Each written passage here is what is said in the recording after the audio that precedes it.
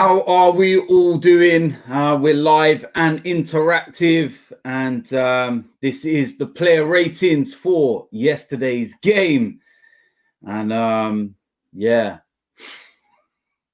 I don't know what to say at the moment. I honestly don't. I wish I had the answers.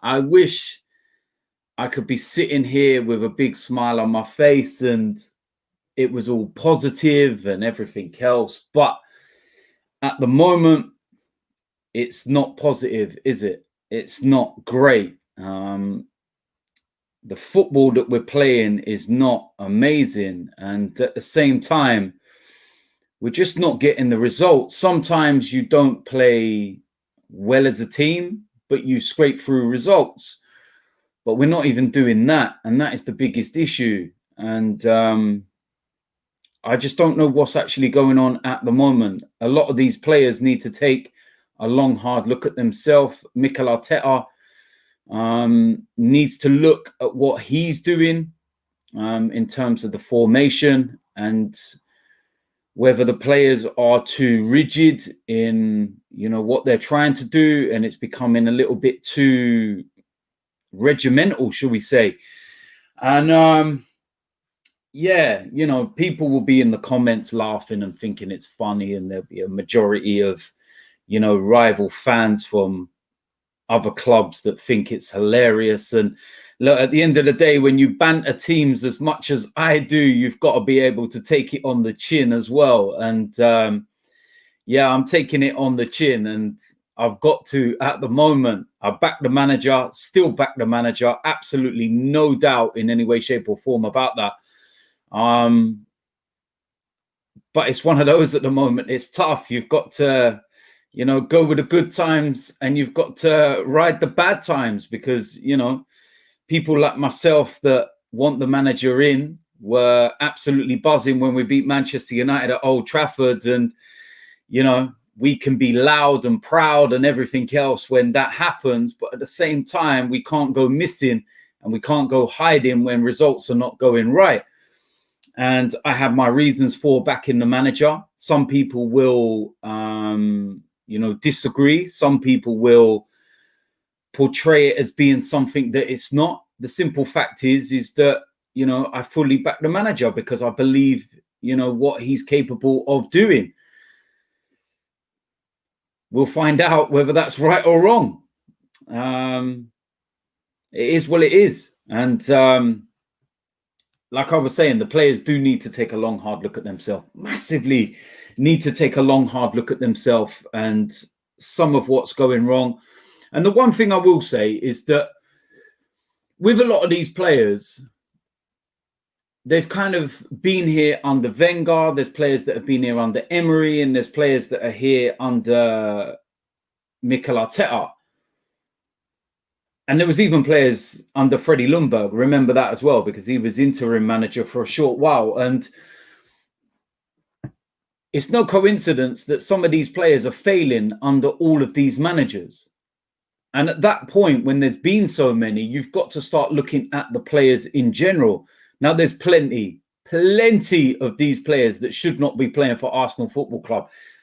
I don't even need to keep going on about those players. The players that are not contributing to the side and not even involved, but we couldn't get them off the wage bill.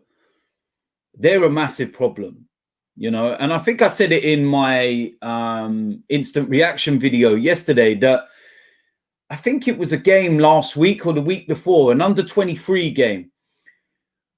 Our backline in that under-23 game cost more than some of our backlines we've had in the Premier League. Please work that one out. We've got a more expensive backline in the under-23s than we do in the Premier League. The only centre-back or player we've got that can hold his head up high is Gabriel. In all reality, let's be honest about it. So, yeah, we're going to go and get into the player ratings. If you've got any questions, get them in. I will do my best to answer them. super chats coming in. I will answer those as well. I'll try and get through the player ratings and then answer the questions maybe at the end and whatnot. So please bear with me on that. But it's a tough one. And, you know, there's a super chat that's come in here. For example, let me get this up on the screen. And it's come from AM1. And he says, I want to trust the process, but this just isn't good enough. We won't get the top 4 this season if this is going to carry on. Spurs could embarrass us.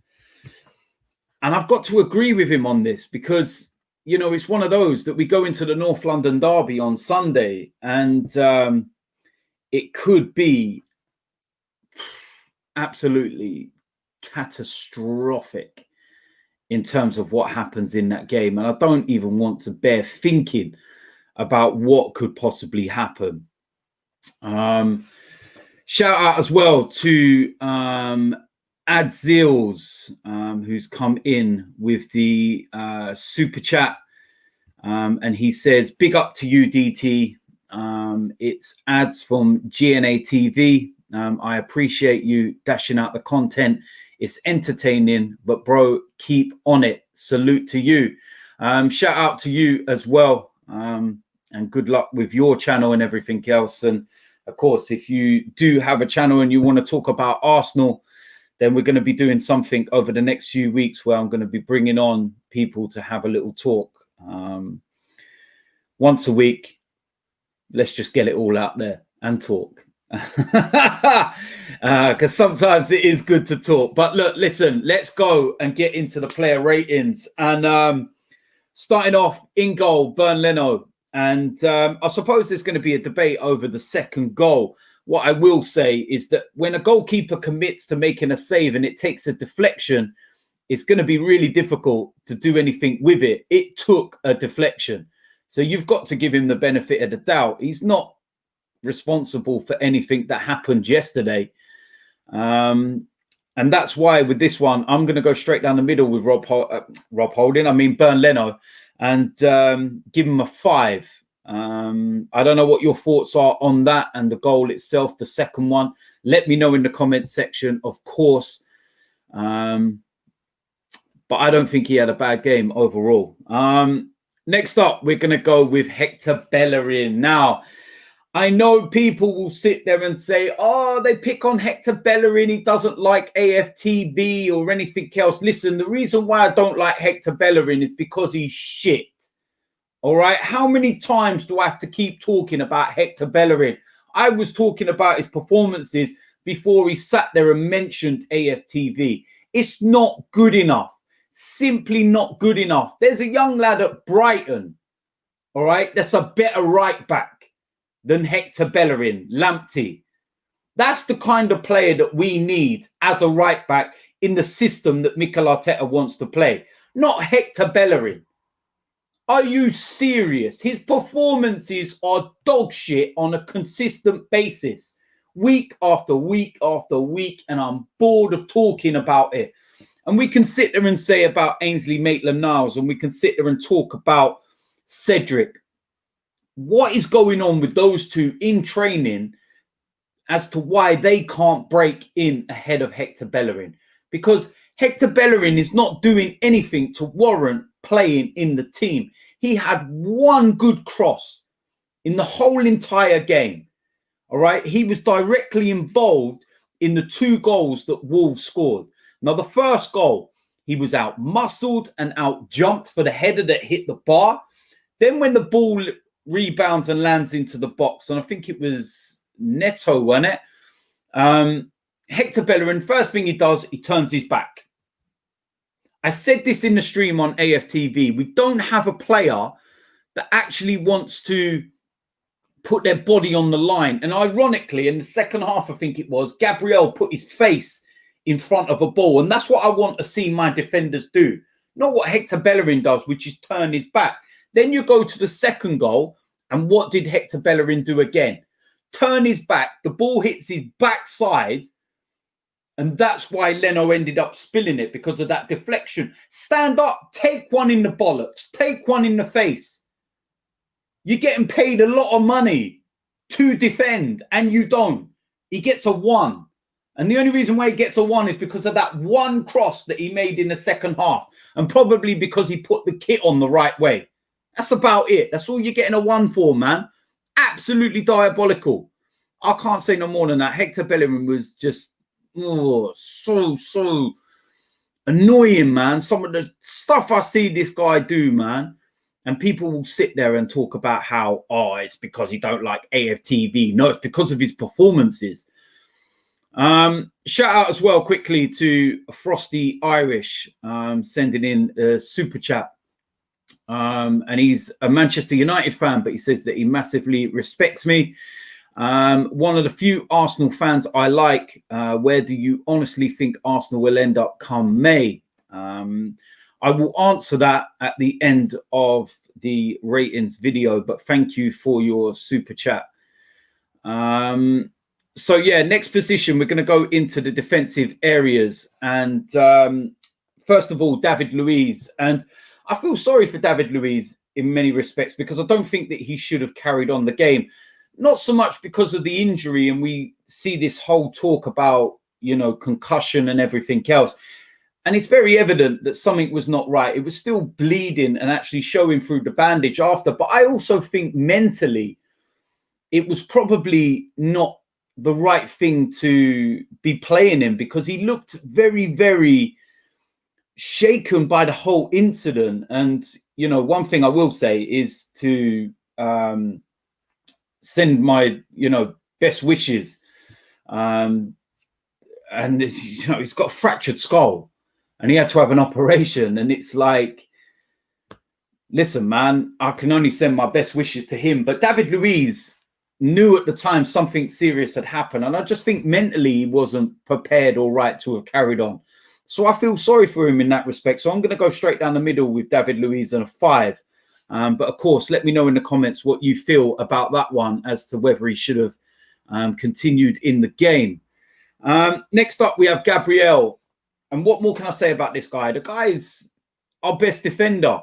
You know, gets us back into the game with the equaliser and everything else. He works, he tries, and it's just, it must be so frustrating as a defender when you've got shit around you.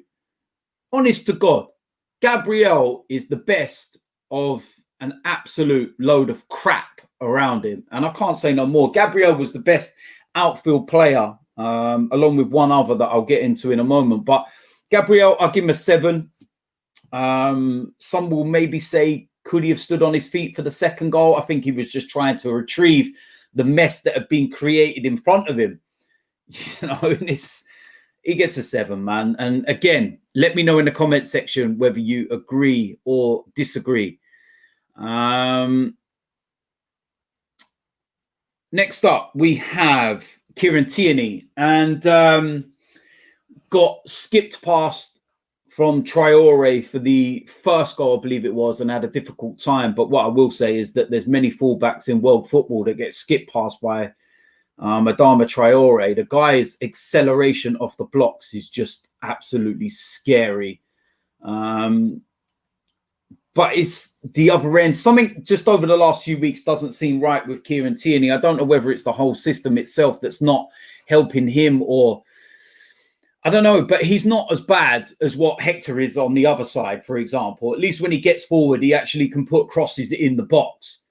And he at least tries, and you can see that he's actually got a defensive brain. But Tierney, for me, he gets a 3. And again, please do let me know in the comment section what your ratings are when I do the players. Do you agree with my ratings or not? Can't say much more than that, really. Adzils as well with a super chat. I have to come clean. I am a United fan, but I give honest thoughts and opinions when it comes to other teams. So if you want to collab, I'm down, bro. Listen, I don't care who you support. If you want to come and have a discussion about football in general, then be my guest. You're more than welcome. And a super chat as well comes in from Pranjal Chowdhury, and I hope I pronounced that right. If any of you have seen my videos pronouncing Europa League teams, you'll know that I'm not really good at it. But he says it's ridiculous how Gabriel takes a kick in to the face, but you see Bellerin turning away from them, and exactly my argument. And I can't stand all this where players turn their backs, because you're not in control of what happens. You can't see. If Bellerin stays on his feet, right, and doesn't turn his body, right, for the second goal, for example, and literally just takes one for the team, then it doesn't hit his backside and it doesn't spin out of course into Leno's direction. It's blocked. How much do you really want to protect that goal? I'm used to seeing defenders at Arsenal that would actually defend. They celebrate clean sheets like a goal. Not anymore. Next up, we have the midfield, Granit Xhaka. That was by far the most inept, abject, piss-poor performance I have ever seen. That was absolutely dreadful. I think the only surprise is that he lasted as long as he did before he was taken off. That was a shower of shite. Everything was sideways. Everything was backwards. It was absolutely abysmal. And Granit Xhaka gets a 1. And again, I'm giving a 1 because he put his kit on the right way. That's it. Dani Ceballos. What can I say? This is why Dani Ceballos cannot get in the Real Madrid team. This is the Dani Ceballos that actually played before he turned his form around towards the latter part of last season and fooled us all into believing that he was the Messiah and the next best thing. But again, his performances now are just flattering to deceive. It's absolute piss poor. And he gets a 1 as well. Absolutely dreadful. Super chat from Alexander. Shout out to you as well. Thank you for the super chat. And he says that performance was inexcusable. Do you think that we should just revert back to a back 5? Well, again, I will get onto that at the end of this before we speak about the Spurs game. But I actually do think that we will revert back to the 3 against Tottenham, or 5, whatever way you want to look at it. But predominantly, it's a 3, so the 3-4-3 formation. Next up, we have Joe Willock. And I felt in the first half, he was as poor as the other 2 that I've just mentioned. But in the second half, I felt he played decent, to be honest. I thought he'd done really well. Was further forward, was really trying. I don't really want to go too harsh on him. He's a Haaland boy. And I know that's not an excuse to let them get away with it lightly or anything like that. But my argument is that these young kids shouldn't be the ones that are scapegoats for the senior players. They need to be looking up at senior players as their shining lights and their guidance to help them through when there's difficult moments. Why is it these kids are having to, be the ones that try to stand up and drag us through when you've got all these experienced international players around them? That's not the way it should be. For his second half performance, I'm going to give Joe Willock a 4. But I felt that his second half was vastly improved in comparison to the first. But I don't want to heap too much on, the likes of Joe Willock, because I think it's unfair, to be honest with you. I really, really do. James D'Souza, thank you for your super chat. Do you think we should play the 4-4-2 with Lacazette and Aubameyang up front? Again, that is a formation that some of us would like to see, because I think that Lacazette would actually do really well when he's got someone off him. And I think that Oba would actually benefit from it as well. We played the 4-4-2 in the Europa League, and I know it was just Mulder and everything else, but that was one of the most fluid we've actually looked for a while. So why not give it a go? And the problem is that we're changing formations all the time. And I don't think that we understand or know what is our best formation or what the hell is going on at the moment. But yeah, that's a very good question. Very good question. Excuse me. Next up, we have Willian. And I actually felt he was one of the better players on the pitch. He was actually decent. And I was shocked that he actually got taken off. Got the assist for the equaliser. I felt his deliveries were decent. I felt that he was at least trying to attack and to get into certain areas and spaces. And again, I was shocked when he was actually taken off. I really was. But I'll give him a 6 for his performance. But I think that he was definitely the best of the attacking areas in that game by a million miles. But let me know your thoughts in the comment section. Next up, we have Saka. And I think that was one of his worst performances for the club. But again, I will refer to what I was saying with Joe Willock. Why are we having to heap all of our expectations on these youngsters? It's not fair, in my opinion. He had a massive, massive opportunity at the start of the second half. He's got to score that. If he scores that, it's a different game, and I think we go on and win the game. That is the fine lines between it. He scores that, we win the game. You think last week against Leeds United, backs against the wall, should have been getting beaten, down to 10 men, 4 minutes to go. Saka goes through one-on-one, big opportunity for a smash and grab, bang, misses it. And those are what I talk about with fine margins, because we're sitting here now on the back of drawing against Leeds and losing to Wolves. But yet if Saka would have scored the last 2 weeks running, we'd probably be sitting here right now on the back of winning 2 games in a row. Fine margins, and it's not going our way at the moment. You think of Aston Villa, we're getting battered by Aston Villa in the first half. It's only 1-0, and we have a huge opportunity just before half time to get out of jail and score, and Lacazette heads it over the bar. Liverpool, we're getting outplayed and beaten by the best team in the country, but it's only 2-1. Lacazette goes through one-on-one, scores that. It's 2-2, different game, misses. Fine margins, like I keep saying. And at the moment, those fine margins are tipping over the wrong way. Crazy. But I will give him a 3 for his performance. I'm not going to go too harsh on him, but he's got to start taking those chances, man. They're bread and butter. Come on. It doesn't matter whether you're 17, 18, 19, 20, 30, 31, whatever it is.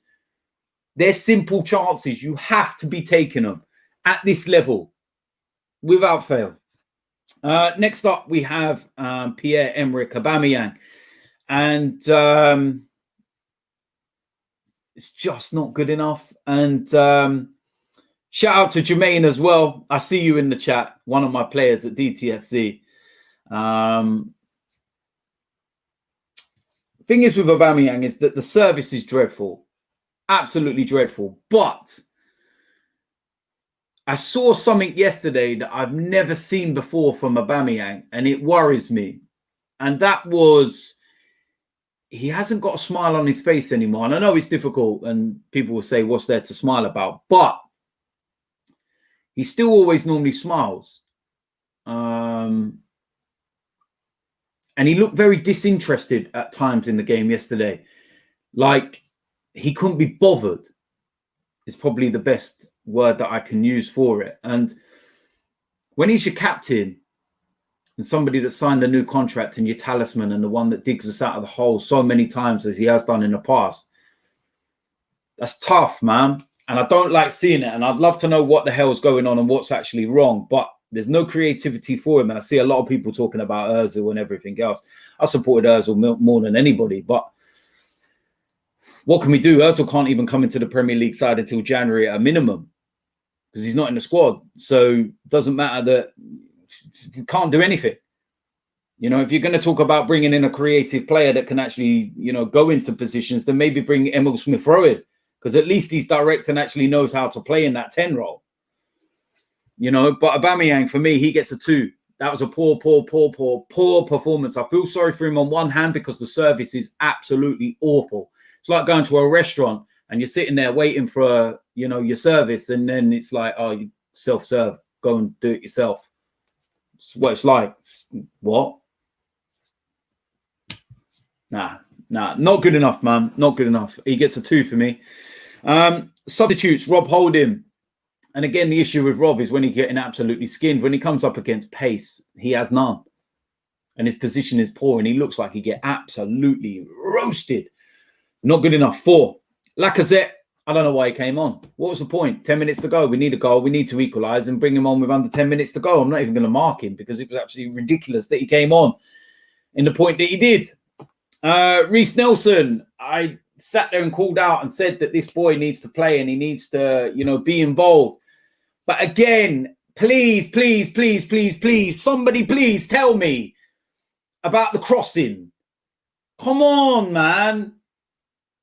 Reece does everything so right up until that point. What are they working on in training? Honestly, I'm not even joking, but I've got players in my team that can cross a ball better than Arsenal players. I swear to God, I've got players in my team that can take free kicks better than Arsenal players.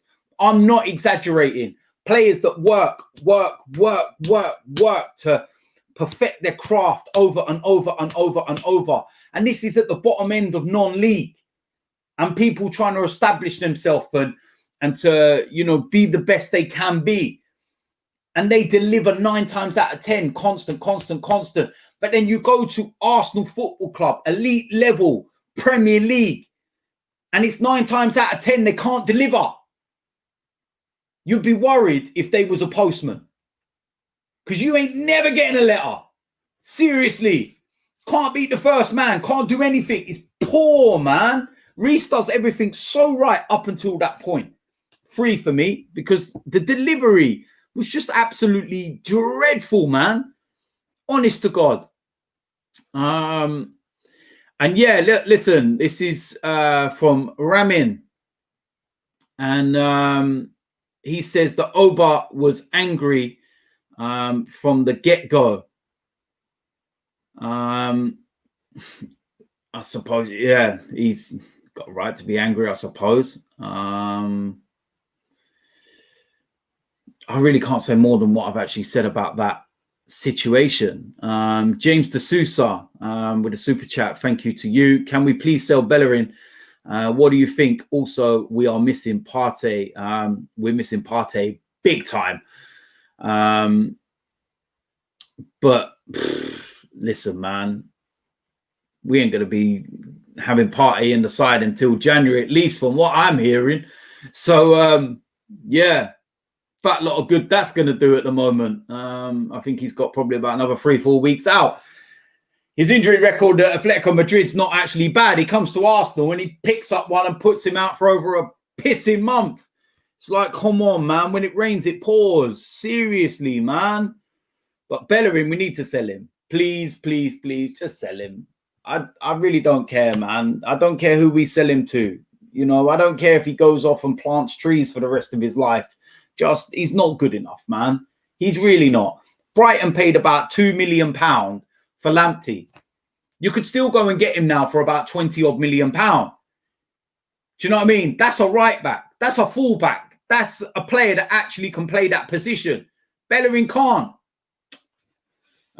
Shout out to Tom McDermott as well with a super chat. And he says, I've said 1,000 times, we need ARSWOL or someone creative. Now, the thing is with this is that when ARSWOL was playing, I think he only had 1 assist. And I suppose you can look at that in terms of players not taking chances and stuff like that as well. But we were more creative. And something regarding ARSWOL in that situation is definitely not right. And it's not footballing reasons. Trust me. Trust me. It's not footballing reasons why Mesut Ozil's not in this team. There's a clique within this team and the squad, and it's very divided.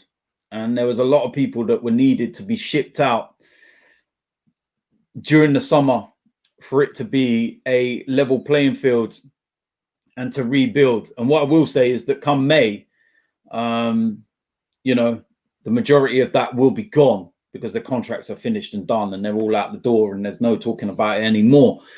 But it doesn't look like we're going to be able to even scrape through till May the way we're playing at the moment. I still believe fully in us turning this around. It's a real tough moment, especially for us that, you know, do back a manager. But at the end of the day, you've got to ride the, you know, the rough with the, you know, the good times and everything else as well. And I did say this earlier on that, you know, we can sit there and, you know, jump from the rooftops and get all happy when, you know, we beat the likes of Manchester United at Old Trafford and stuff. But at the same time, we're going to have to take it on the chin once we, you know, go and lose some games as well, which is what we do and have done since. But I don't know, man. I just genuinely don't know what more to say in terms of it. I don't know what I'm thinking or what I'm. Yeah, it's tough at the moment, man. It's tough. Real tough. Shout out to James D'Souza with a super chat. I've got a lot of respect for you, DT. Thank you for your hard work on here and AFTV. Also, listen, I just enjoy having a platform to go out and express my thoughts and my opinions. You know, there's a lot of people out there that would love to have the platform that I do to spread, you know, their voice, shall we say. I'm lucky enough to have what I have, and you know, my own channel on its own, 250,000 subscribers, says it all, despite some people trying to portray another narrative. Yeah, okay, I'm gonna keep my counsel at the moment, trust me on that one. But listen, yeah, look, there's a lot of people out there with you know, like-minded opinions to mine that might not get heard because, you know, they haven't got the voice. And I speak for myself. I don't ever speak for anybody. My thoughts are mine only. I say it as I see it. I speak, you know, from the heart. I speak from years and years and years and years of supporting this club. I've supported this club a lot longer than some of the people that are running their mouth about me. You know, I've forgotten more about this club than those people know. And it's, at the end of the day, you know, don't ever question me as an Arsenal fan. Don't ever fucking question me as an Arsenal fan. Honest to God, it's like, nah. Not going to happen. Not going to happen. But I keep my counsel, like I said, right now. And, yeah. Yeah. But we're going through a tough moment. Very tough moment. And, you know, I've seen Arsenal go through some real tough moments. Believe me. That's the thing with my age. A lot of people seem to think that I'm like late 20s, early 30s, man. People don't realize I'm nearly 42 years old. I've seen some serious shit as an Arsenal fan. Do you know what I mean? My first season was in the 1986-87 season. My first ever game was the 1st of January, 1987 against Wimbledon. At home. For all of you that don't even know who Wimbledon are, they are now MK Dons. The old school Wimbledon under Vinnie Jones and John Fashanu, the crazy gang. That was my first ever game. Believe me, I've seen shit. Believe me, I've seen defeats and things that have happened at this club that make what's happening right now seem like heaven. Seriously. I've watched my team lose a cup final to Luton Town. Jesus Christ. I've watched my team lose a European final when an ex-Spurs player has scored from the halfway line. And I was there at the game. Do you know how that felt? I was there in Copenhagen when we went and lost to Galatasaray in 2000 in the... It's now the Europa League, but it was the UEFA Cup final then. Do you know what I mean? Champions League final 06. Do you really think that what we're going through right now is bad? Nah. You ain't seen nothing about hard time. I've had to watch some absolute dreadful performances. Listen, I'll tell you a performance that will outweigh any single one of these. I remember an FA Cup game when I was a young kid, and I went to, I believe it was the racecourse ground, Wrexham. If you don't know who Wrexham are, Google them. And we played them in the FA Cup and we lost to Wrexham. And a guy played for them called Mickey Thomas, pinged one, top bins. And ironically, no, not the Mickey Thomas that played for us. But they had a player called Mickey Thomas. Trust me, I've seen some shower of shit in my time. And that's why I sit and I say and I wait and I see what happens, man. A lot of these players need to stand up and, you know, be counted. Because we will sit there and ask that question, and we will sit there and say these same things about how a lot of these players have played under Wenger, under Emery, under Freddie Ljungberg as interim, under Arteta. And if they're failing under all of them, then who's the problem? What's the common denominator within that? Way up. Shout out to Joshua. And he says these players failed under Emery and Wenger. Most of the squad are not Arteta's players. We haven't given him what he needs to succeed. Back him. And again, that just kind of, you know, reiterates my point that I was just making a few seconds ago. That, you know, we've got to understand that some of these players have been given countless chances under countless managers and they're not performing. So where does the, you know, blame lie? You tell me. Shout out to Ardif Sanau, I believe that's pronounced. And he says, Arsenal are killing me so bad. I literally cried yesterday after the game. DT, what should we do in the upcoming transfer window to make things right? Well, listen, what I can say to you, listen, as an Arsenal fan as well, right? I've laughed, I've cried, I've had every kind of emotion going. But what I will say and what I've learned is that despite the anger and despite the frustration, life does go on, your own personal life. You know, enjoy the fact that you're breathing. Enjoy the fact that, you know, you're out there and you can speak and you can, you know, just live life.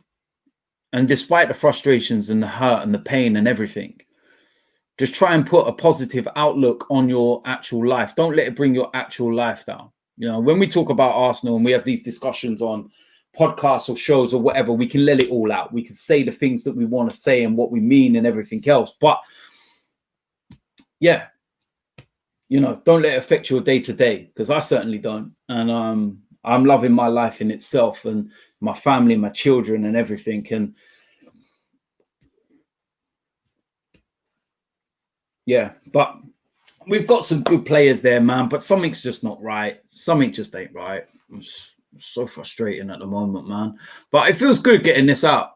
It's nice. Yes, kind of therapeutic getting it out, I think. Shout out to Pavel, and he says, I am a huge, I believe that's going to be fan of Lacazette still. Think he is top. And look, listen, you know what? A couple of years ago, Lacazette was our player of the year. And it's whole, you know, amazing how it's just gone boom, downhill from there. And you sit there and you think to yourself, wow, what the hell's gone on? And I know he's missing big chances and stuff like that. But I think maybe if we ended up playing, you know, I think it was mentioned earlier on about a 4-4-2, that if we ended up doing that, then we could easily, you know, go down that pathway. Maybe. Yeah, it's an option.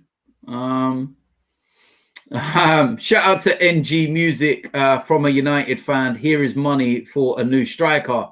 Thank you for the £2 donation. Yeah. All right. Well, the ironic thing is that you got money, but you've got a guy in charge of the purse string, should we say, at Manchester United that don't spend it or waste it.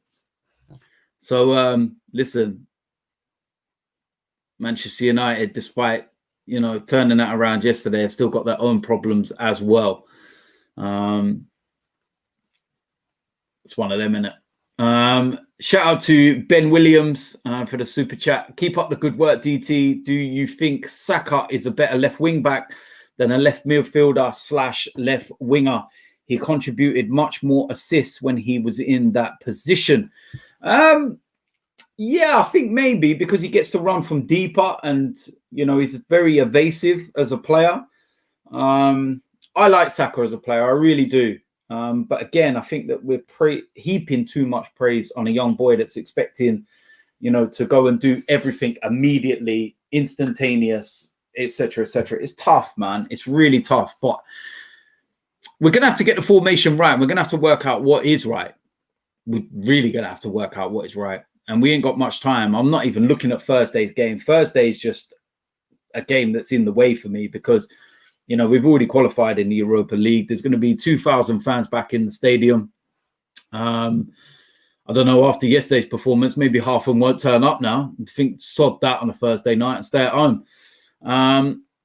But yeah, the big one Sunday, we lose that and we lose badly and we don't perform, then I really, really fear for the backlash on social media as to what's going to be said.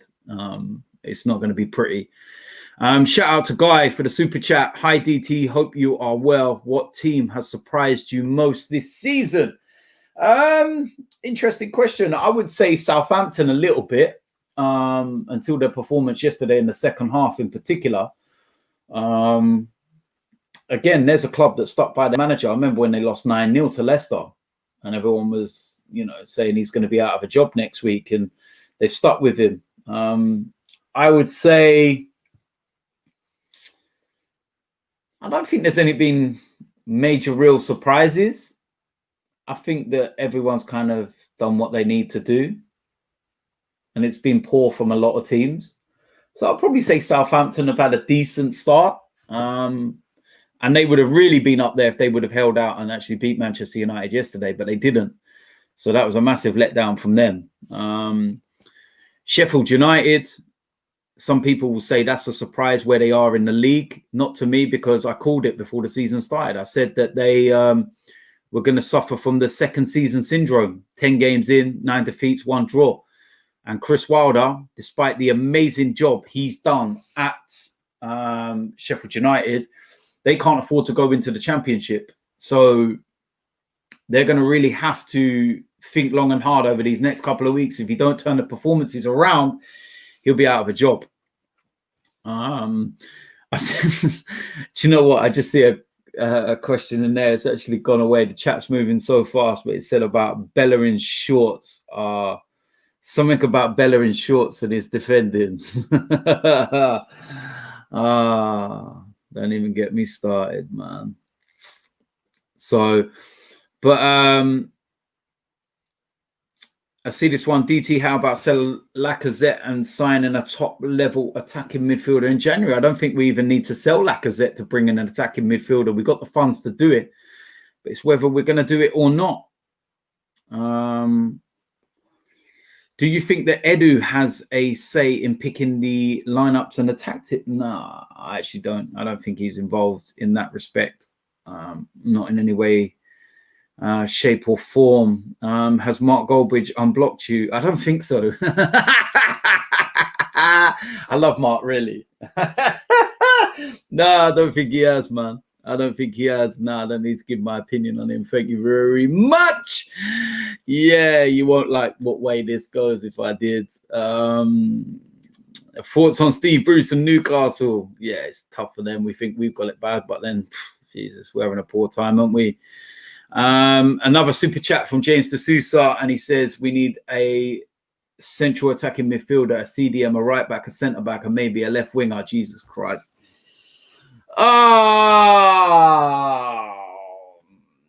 Yeah, most definitely need a right back. I'll be interested to see how Mari integrates into the side, because the problem is that he's a left-footed centre back, and Gabriel's came in now, and you're not going to move him. So what was the point in buying him Mari? And it's no, I don't know, man. I don't know, unless we put him somewhere else in a position. Well, I don't know. Spent nearly £30 million on Saliba and he's not even getting into the team. Yeah. I don't know what to say, to be honest with you. But yeah, listen, in terms of the player ratings, yeah, I think that was pretty straightforward what I gave for all of you that did miss it. We had Leno at 5, Bellerin at 1, and he gets a 1 based on the fact that he put a decent cross in and he put his kit on the right way. David Luiz a 5. I felt sorry for him. I don't think he should have carried on. Gabriel a 7, Tierney a 3, Xhaka a 1, absolutely abysmal. Ceballos a 1, Joe Willock a 4, Willian a 6, and I was very surprised that he was taken off. Saka a 3, Aubameyang a 2, Rob Holding 4, Lacazette, I don't even know why he came on so late in the game when we're chasing and trying to get a goal. Reece Nelson a 3, his crossing was poor. Another super chat here from Brendan Reef 07. Is there a part of you that feels if you get beaten convincingly against Spurs, then they could really be on for a title challenge? No, I still don't think Spurs are going to be on for a title challenge. That's my honest opinion. And it's not about the fact that they're Tottenham or anything else. That's just my honest opinion on that. Super chat for Dave's on a rave. Obviously, with COVID at the moment, I'm sure that rave is at home in lockdown because nobody's going on a rave at the minute. He said, hi, DT. Do you think there will be fewer mid-season sackings this year without the factor of the crowd being present to influence the atmosphere? That's a very, very good point you make there, because I can only imagine the Emirates yesterday, or you know, when we lost to Aston Villa and the way things are going, and there would have been absolute carnage inside the stadium, I think, and the boos and everything else. And yeah, there's a lot of games. You think of Newcastle, and you see that question about Steve Bruce and that earlier on. And I think that if the Geordies were allowed into St. James's Park, then they would be absolutely seething at Steve Bruce, and he wouldn't probably be in a job. Sheffield United, how would they react given the fact that Chris Wilder's done an amazing job there? Would they have that sense of sympathy for him, or would they be turning because they can't afford to go out of the Premier League? That's a very, very interesting point. Thank you very much for that. Super chat from Daniel Steckley. Hello, DT. Regards from the Czech Republic. My take on Arsenal, half of those players need to go. Summer 21 will be crucial because of the players leaving. I've said that a lot. There's some players leaving at the end of this summer that clear up the wage bill ridiculously. When you think that ARSWOL's gone, Socrates, Luiz, there's loads more that I can't even think of, but I think there's nearly £1 million a week in wages that will be freed up once they've gone. That is staggering. Shout out to Bidush for the donation. Massive shout out to you. Let's get a couple more in very, very quickly before I'm out of here. I've got through all of the super chats, I do believe. Yeah, I believe I've got through all of them. So, yeah, look, listen, this was only meant to be 20 odd minutes, but it's been nearly an hour. And I've got to send a massive shout out to all of you that have been locked in and listening and, you know, sending in your questions, whether they're normal questions, super chats and everything else. Another super chat comes in from Twisted Baba, and he says, DTFC to the Premier League or Arsenal to win the Champions League, pick one. What are you doing to me, man? DTFC is my club. I'm the owner, you know, and we're in non-league now. And, you know, maybe that'll happen one day when I'm long gone and my legacy lives on. But don't do that to me, man. Don't do that to me. Thank you for your super chat question. I can't answer that, man. I can't answer that. Don't do that to me. I love my clubs, man. Super chat from Mark T. I still feel there is a lot going on in the club until all of those messes sorted out. Arteta can get the players he wants, then we can only judge him. And believe me, and I'm not saying this very lightly, but there's a lot going on behind the scenes within the club. And they're trying to clear a lot of mess. And it's not great. It really isn't. But listen, thank you to everybody that's joined in. I'm going to do this a hell of a lot more. The player ratings, especially, we can go through it the day after, do lives and everything. The interaction and everything from you guys has been absolutely superb. I'm going to be bringing in some new shows during the course of the week. I've got a couple of new presenters that I'm going to be bringing onto the channel as well. So things are moving rapidly, and we're going to start progressing, and there's going to be a few surprises in store.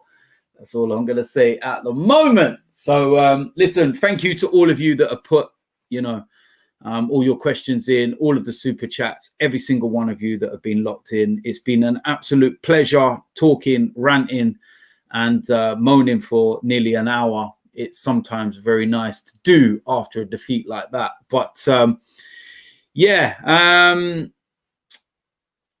there will be DT's Daily out tomorrow as usual. So make sure you keep an eye on that. And yeah, just keep an eye out for the updates and what's going on with the channel and everything else. And if you are new here and you haven't subscribed already, make sure you hit the subscribe button. So until I see you lot soon, I'm out of here.